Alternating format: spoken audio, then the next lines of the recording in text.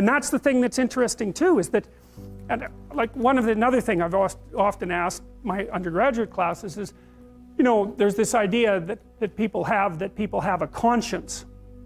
And you know what the conscience is.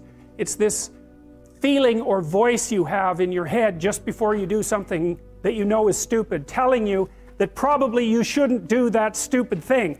You don't have to listen to it, strangely enough, but you go ahead and do it anyways, and then of course exactly what the conscience told you was going to happen inevitably happens, so that you feel even stupider about it than you would if it happened by accident, because you know, I knew this was going to happen, I got a warning it was going to happen, and I went and did it anyways. And the funny thing too is that conscience operates within people, and we really don't understand what the hell that is.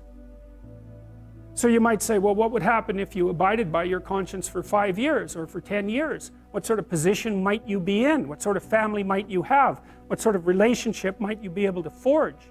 And you can be bloody sure that a relationship that's forged on the basis of who you actually are is going to be a lot stronger and more welcome than one that's forged on the basis of who you aren't.